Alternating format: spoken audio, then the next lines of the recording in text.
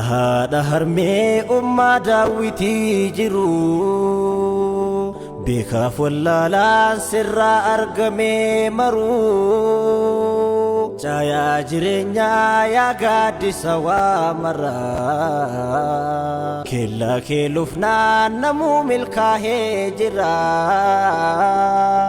qoosaadha miti jabaadha barqoonni kee rabbiinuu saniif jabeesse haqqii kan kee ayyoo jazaan kee waan lakkaa'amuu miti badaasaa dhugaa kennaa rabbiiti ati harmee yaa haadha yaadesse namaa hundaa rabbiin si faarsee caalchisee uumaan guddaa ol si kaawwatee sadarkaa kee faage